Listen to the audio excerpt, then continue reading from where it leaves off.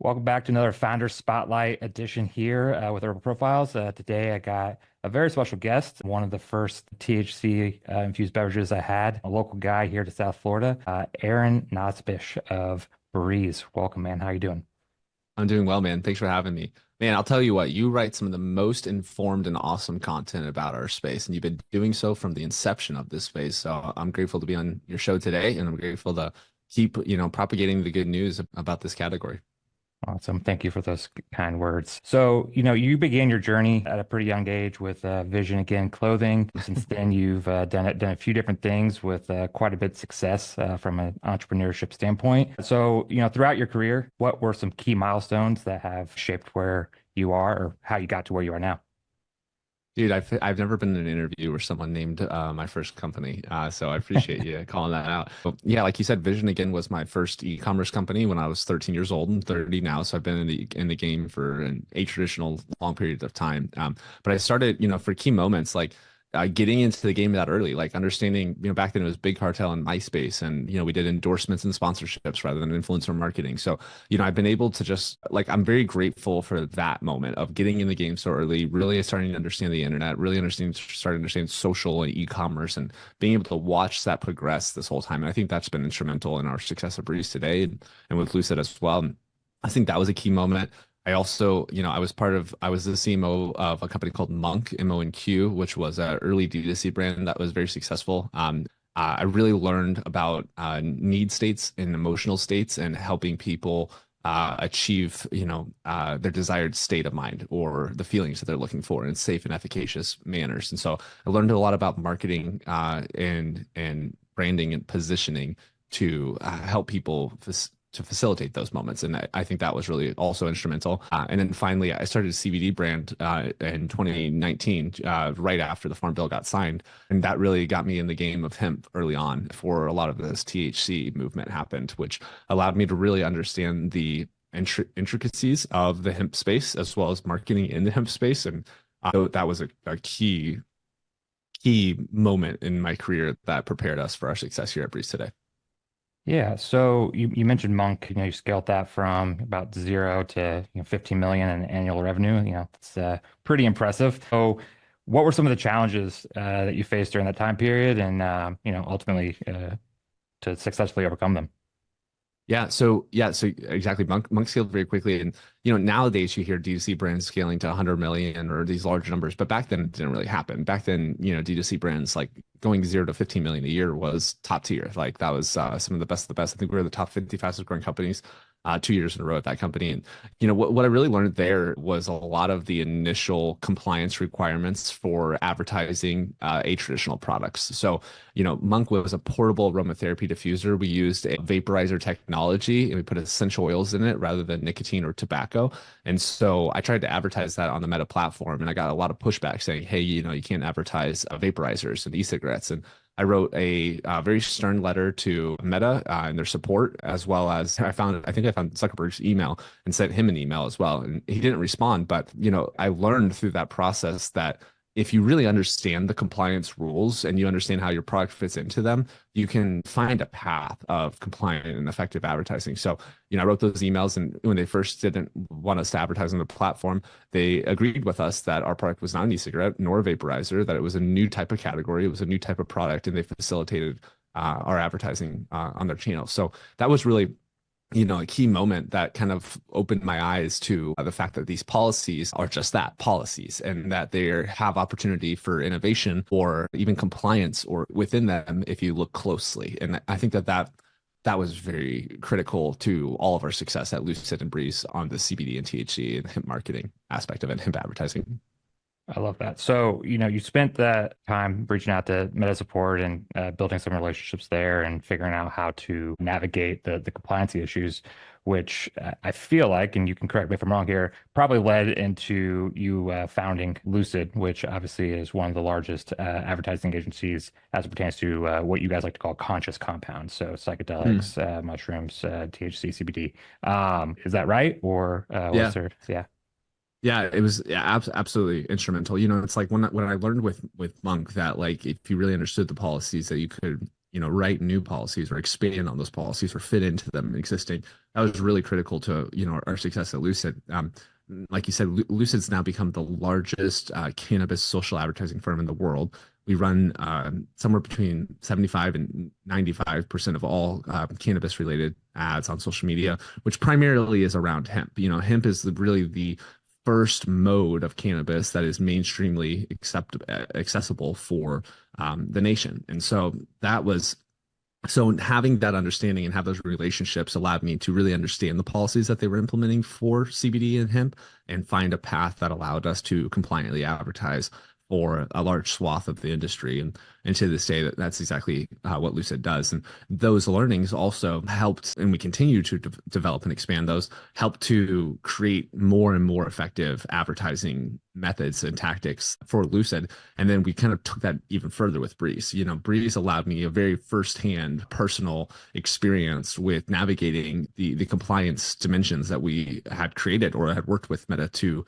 facilitate, and allowed me to really understand new opportunities, which then we pass down to the category as a collective through Lucid. So that way all of us can succeed. Like a big principle of how I think about this is like, we really need more people understanding the therapeutic benefits of these products. And the faster that we can get these therapeutic products in people's hands, I think the higher chance we have of influencing national policy, because people is really where the power. It's not with these politicians. It's not, it's easy to think that because they're the ones who quote unquote make the rules, but the people are who actually influence, and the size of the market and the jobs that market employs. That's what our core belief is really what influences these policies ultimately. So our goal with both Lucid and Brēz is to maximize access to these therapeutic and safe compounds in a safe way that prevents minors from having access to them, so that people can benefit and that policy can evolve. You mentioned 75 to 90% of all cannabis ads are run by Lucid. Obviously, with that comes a lot of deep knowledge into the different platforms, as well as insights into these different organizations as well, to a certain extent. So what advice would you give to other founders that may not have those resources from day one with their own companies, and how would they overcome that? Absolutely. I think for advertising specifically, you're looking to keep your accounts very healthy, and you're looking to use hemp language. The top line policy is that Meta allows and facilitates hemp language and hemp products. They're not too eager to promote THC and CBD. And so I think the key aspect to know is that, don't try to launch ads that say THC and CBD. Try to launch hemp ads. Try to launch, and more importantly than that, I think, is keep your account healthy. Find partners who have experience with keeping their accounts healthy, with doing effective direct-to-consumer advertising. And work with them, or work with Lucid. The other aspect I'd say is like, really focus on your vision. But something that I think we did well with Brēz is my partner Avin. So I founded Lucid and I brought some partners into it. And my partner Avin, now he runs Lucid as CEO. So I'm out of the day to day.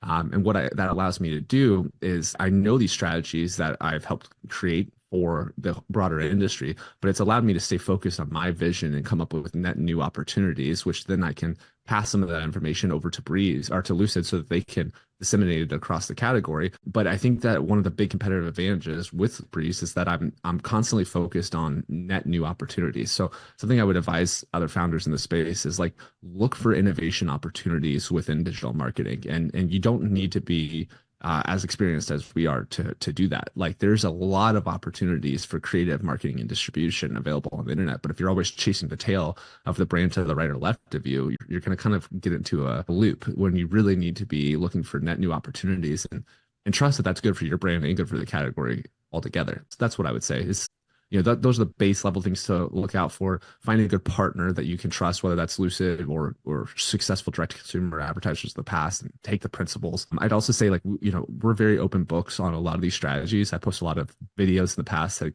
really spell out how to do this stuff. And we're not trying to gatekeep here. We're trying to share access to this information. So study, research, see what's out there. Well, look at our ads, look at other brands' ads, and get an idea of how they're doing it, so you can implement something for yourself. But most important is really look for opportunities of innovation. We're so early in this category, and the internet is a very wide and big place. There's a lot of places and opportunities for distribution. But if you're always focused on your competitor, you're going to be chasing tail rather than reaching for the stars and finding new opportunity. Obviously, one of the fastest growing cannabis beverages in the world, as well as just beverages as a whole, with the lion's mane only version as well. So when you think about, your founding story and the mission behind Brēz, what sets you guys apart in the marketplace? I think that we have a deep focus on curating craft experiences. We're not just trying to put a commodity in a can and sell it. We're not just trying to put THC in a can or even lion's mane in a can and sell it. Like we're really looking to craft an experience, which comes from a combination of formulation on effective, what we call coactive ingredients. So actives that work well in tandem with each other. That goes to the taste profile because that is part of the experience. It goes to the smell profile. But really, we have a hyper focus on curating an effect experience that is different and more fun and more interesting while being safe. And I think that at the end of the day, Brēz just hits different. And that's what our customers know and feel. And anyone who's tried Brēz knows this. And that's why I think that's a very key reason to why we're seeing outsized growth compared to other beverages and to even the category itself. And so I think a key aspect of what makes Brēz different is that it just hits difference due to a radical focus on experience rather than any particular ingredient. And that's the energy that we hope to take to future product expansion is real radical focus on Brēz being an experience curation company. Like you go to Brēz because you trust that it's going to help you facilitate an awesome experience that is different than what you can find in the market elsewhere and that you can rely on for both fun, therapeutic purposes and safety. So you said hits different, and that's something that I have personally said. I don't know if that's a tagline you guys use at all, but it's something I have told people when they ask me about different brands, and I explain the effects of all the different ones because they all do hit a little bit different, but there is something different about Brēz. I like to call it the most social of the different infused beverages that I've tried, in terms of the fact that no matter when I drink it or how many I drink, I don't ever get tired when I drink it. Now, that does not mean that I can't go to sleep at the end of one if I want to, but with a lot of them, whenever I stop drinking, eventually when I'm coming down from the high, I eventually get tired. Yeah. Would you say that the lion's mane is kind of what separates that, or is there some other formulation there? You don't have to give away any recipes. No, it's okay. I think it's a combination of it. I think it's easy to pinpoint the lion's mane as like, oh, that's what's created the difference. I think it's definitely a key factor to it, but it's more than that. It's the focus on the extract that we start with on the hemp. It's the way that we process that extract. It's the focus on like the very particulars, and going further, what makes Brēz different is like we're super focused on the experience, which is a hyper focus on quality of ingredients and technology of processing, all the way down to the finite details and dialing them to very specific levels that I think allow us to curate something that we're not seeing in the market yet. But it's not one of these things where it's like, hey, if every brand just start putting lion's mane, they're going to create this effect that Brēz has. And I think that what really differentiates it here is like our approach fundamentally is trying to understand our consumers' challenges and provide relief to them through a plethora of ingredients and experiences that create the space in their life that allows a little bit of stress relief, that allows a little bit of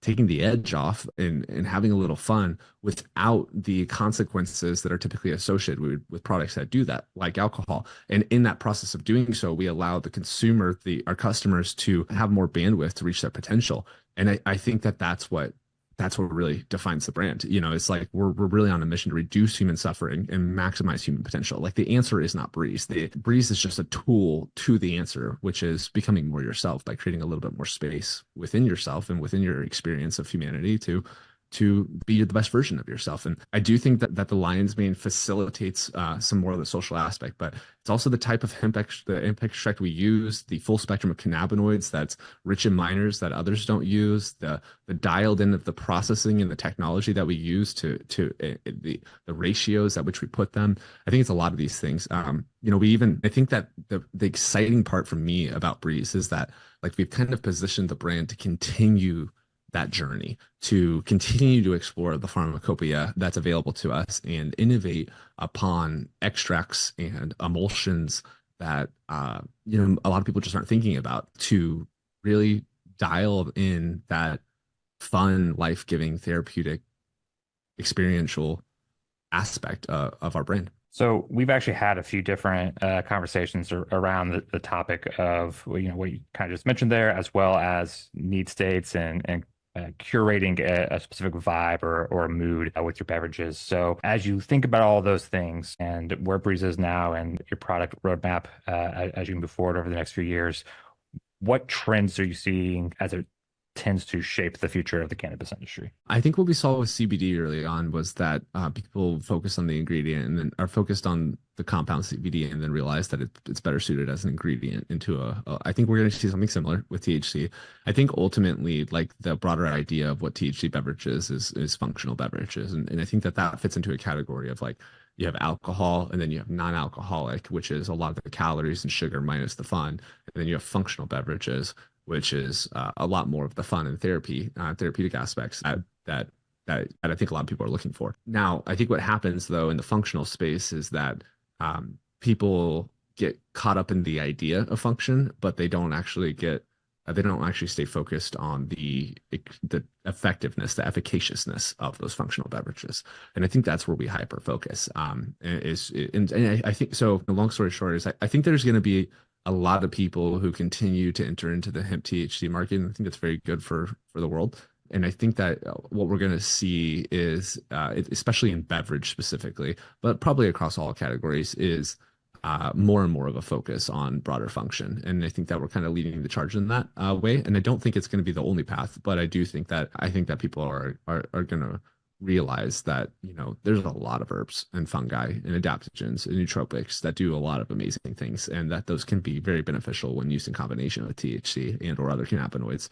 But that's not the only way to win. There's lots of ways to win, which is great. So I think we're going to see an expansion into function. I think we're going to see an expansion into new technologies of extraction that retain higher capacities of terpenes and flavonoids. You see this in marijuana with live resins and rosins and other forms of extractions. And I think we're going to see more and more of higher quality, more refined, more full profile, and more unique profile cannabis products alone. And then I think we're going to see an expansion of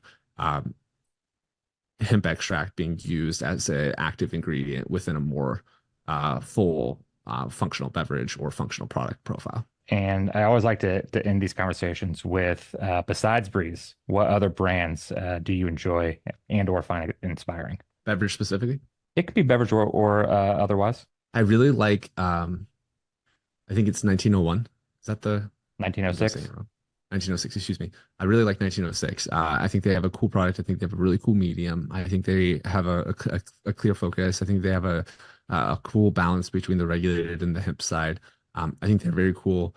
I'm a big fan of Gia. I think it's a very interesting product. They use actually nervines is what they call it, which is a type of herbs that affect you in a therapeutic way. And in a very subtle way that allows for a nice aperitif and it's a little bit of a mood boost, so I really like their product. I think there's a lot of really sexy brands coming out in the hemp THC space that are really cool. I'm a big fan of Dope. I'm a big fan of Cali Sober. I think those are both really, beautiful brands. And I think there was one called, I want to say it's called Golden State. I'm not 100% sure, but it was a gummy product that used some other functional ingredients in it alongside hemp THC, which I thought was cool. So, I think what's beautiful about this thing is it really is a blue ocean opportunity at the moment. We're very early. There's a lot of demand for low dose and safe and predictable cannabis experiences and just alternative experiences that allow you to tap into alternative states of consciousness through therapeutic and safe compounds. And I'm very eager to see that world expand. Like, I think that's a very good thing for society. For a very long time, society has been dependent kind of on three drugs or three compounds, which is coffee to get you up in the morning, nicotine to get you through your day, and alcohol to put you to sleep or take away your pain, And I think that's a very outdated way to look at compounds in communion with our daily lives. And I think it's about time that the world opens up their awareness to how many things have compounds that already influence us and how those could be used in more effective ways to create healthier and more enjoyable existences. And I'm grateful for the opportunity to be facilitating the growth of that, both through Brez and Lucid. And I'm excited to see our world transform through that process. I think it's going to be a very net positive thing for all of us. I could not agree more, Aaron. Well, thank you very much for taking the time to speak with me today, and hopefully we can grab a breeze here together soon after you I stop look forward to traveling. it, my man. Appreciate you, man. Awesome. Thank you very much.